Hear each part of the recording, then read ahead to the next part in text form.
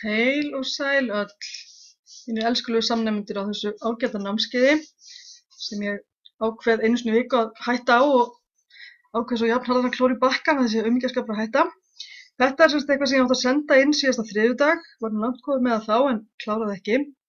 Þannig ég ætla að fá að senda ykkur þetta núna, væntanlega til að fá komment á það hvort ég er á réttri leið. En mér langar semst að segja ykkur frá námskeiði sem ég er reyndar að kenna þessu önnina. Ég skipulagði það frá grunni af því að það eru víst til fá fordæmi. Einu fordæmin sem ég þekki eru námskeið sem ég kenndi síðastliðið haust og námskeið sem var aðeins byrjað með fyrir norðan en náðist ekki að ljúka.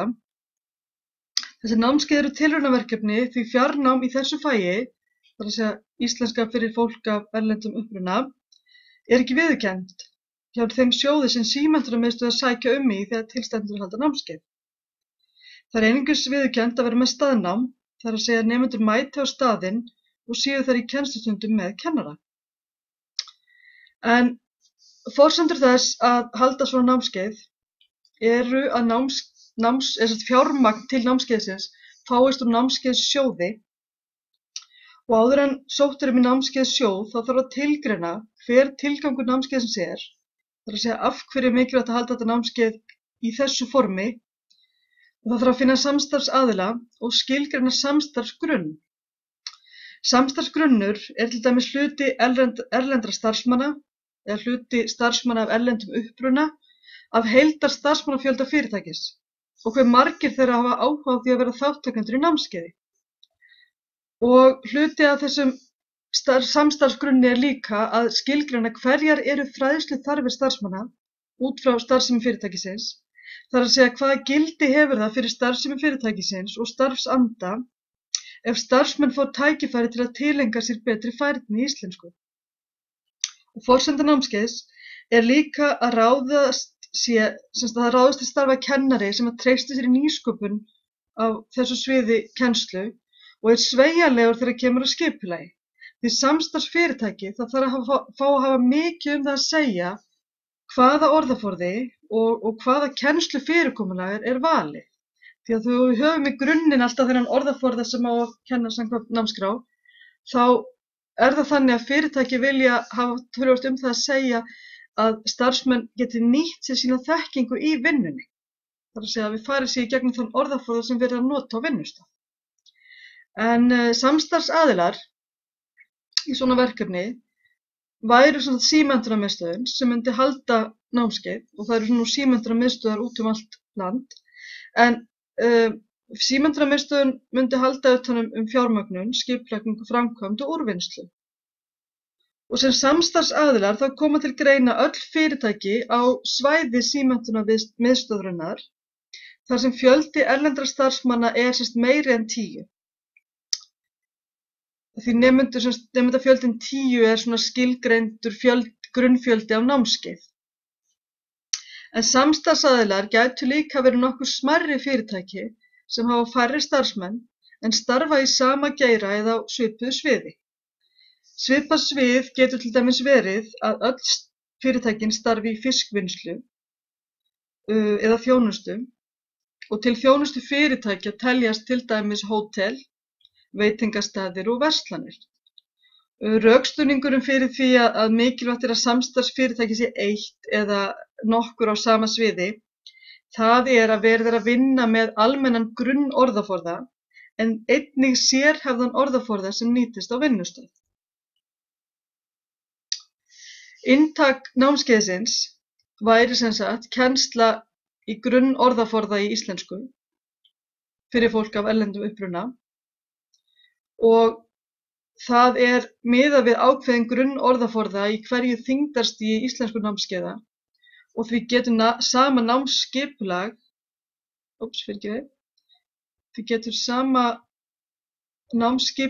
átt við byrjandanámskeið og námskeið fyrir þá sem eru lengra komnir. Og þessi grunnorðaforði er byggður á námskrá menntamálaráðuneytisins sem þið getið nálgast á netinu ef áhugi fyrir. Þetta er námskrá sem stendur nú til að fara að endurskoða, endurnýja, hún er náttúrulega gömul.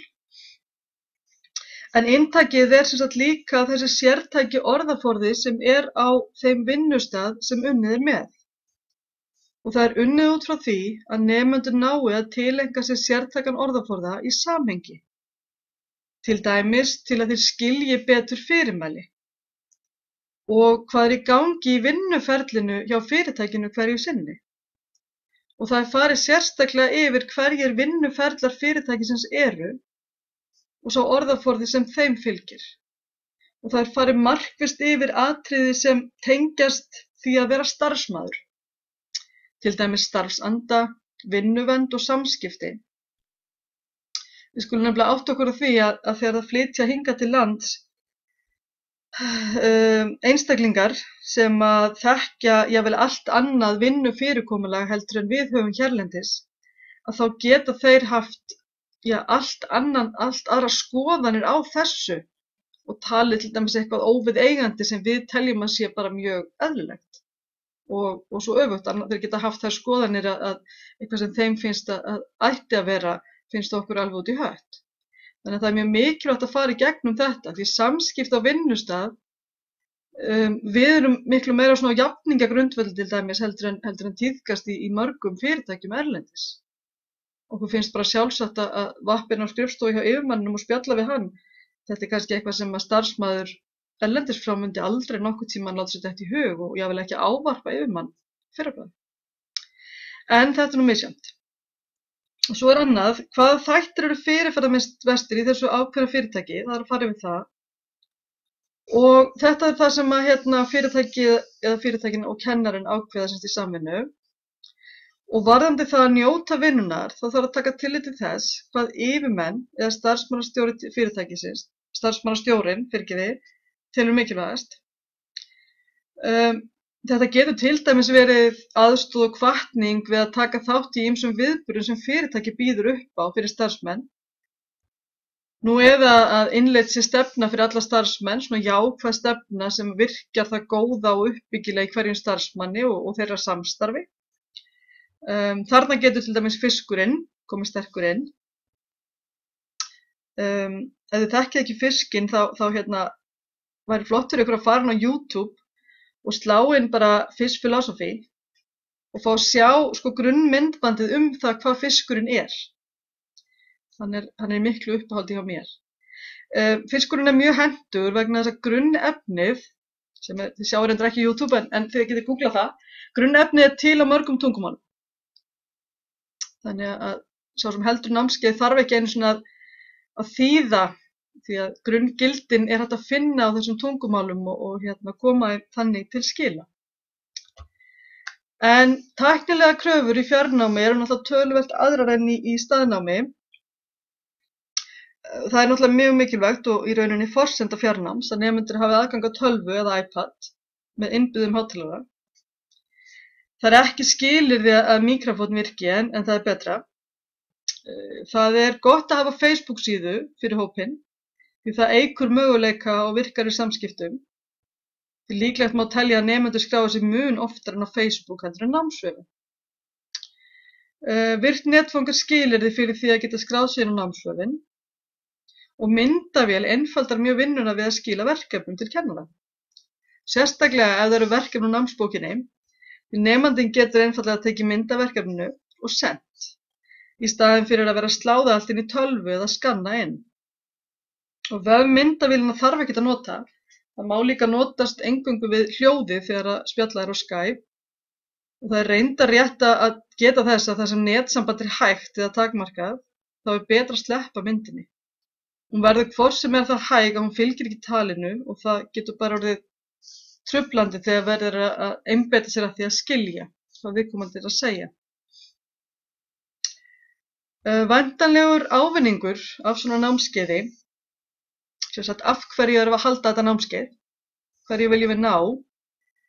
Það kom í rauninni fram hér á framan að það er að námskeið sé haldið til þess að efla færni starfsfólks í íslensku með það að markmið að íslenskan verði það tungumál sem þeir tala og eða skilja á vinnustað, í tilgreini og eða, vegna þess að skilningur kemur mun fyrr en tjáning á nýju tungumáli, og svona yfirleitt þannig.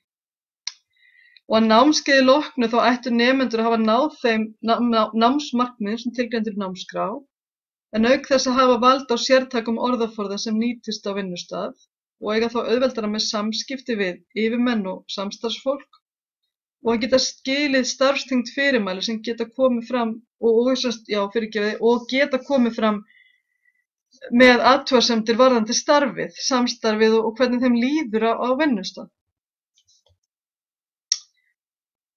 Það er nefnilega algengur misskilningur að halda það að ef að starfsmenn af erlendum uppruna eru allir frá sama landi að þá hljóti þeim bara semja mjög vel.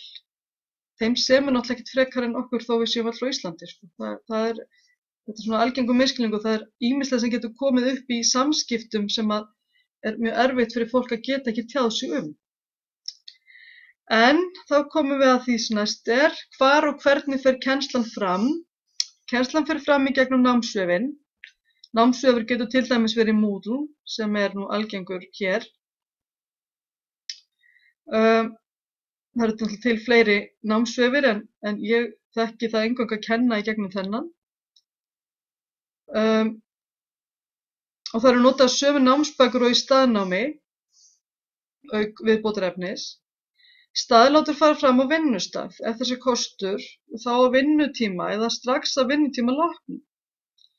Það er mjög mikilvægt til að þátttakan verði sem mest og best ef vinnustaður ákveður að starfsmenn séu á launum í staðlátum.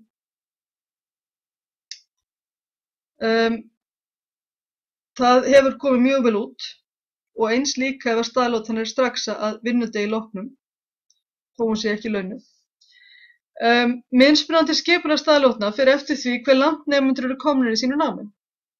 Fyrir byrjendur þá er best að staðlátan sé stuttur tími einu sinni í viku.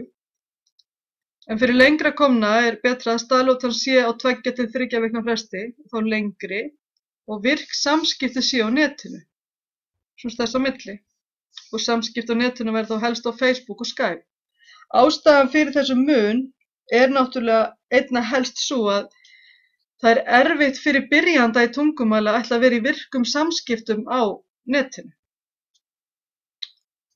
Mun auðveldar að reyna að koma einhverju til skila í staðlátum. Markhóparnir eru sem sagt þessir sem að taldir eru upp hér. Fyrirtæki sem hafa 10 eða fleiri starfsmenn af erlendum uppruna sem hafa ekki náð nægilega góðum tökum á íslensku. Fyrirtæki á sama svæði sem hafa innan við 10 starfsmenn af erlendum uppruna sem hafa ekki náð nægilega góðum tökum á íslensku. Og fyrirtæki þar sem að starfa starfsmenn af erlendum uppruna en fjarlægð frá námskeiðsstað gerir þeim ekki kleift að sækja námskeið. Og svo í þessum fjórðalið útlendingar sem stefna á að starfa á Íslandi og vilja ná grunn orðaforða í tungumálinu og sérhæfðum orðaforða þess starf sem þeir stefna að.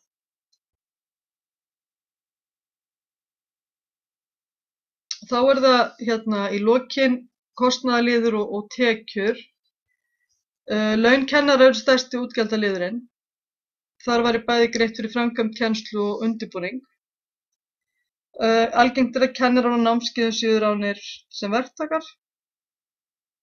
Svo það námsgögnin, þau geta nú kostað mismunandi mikið.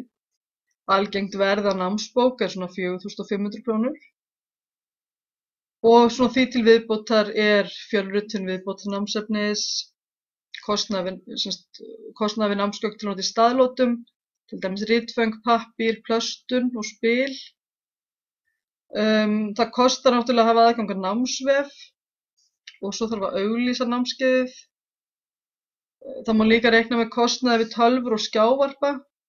Venjan er auðvitað svo að þeir sem eru að halda námskeið eigi þessi tæki en leiga eða notkun reiknast þá sem kostnaður. Og svo bætist við kostnaði við húsnæði nema staðlótur séu alfarið haldnar á vinnustað. Og svo er það akstur því það þarf víst að koma kennaranum á staðinn. Þær tekjur sem koma inn eru helst námskeiðsgjald og styrkur úr námskeiðssjóði. Ef einstaklingar greiða námskeiðsgjaldið sjálfir þá geta þeir sótt endurgreiðslu til síns stéttarfélags. Ég þekki ekki hvernig það hjá fyrirtækjum, hvort þeir geta sótt styrk einhvers staðar frá eða hvort þeir telja þetta bara sem kostnaðarlið. En þetta er semst lýsingin á námskeiði. Það væri nú bæði gott og gagnlegt að fá athugasemdir. Takk.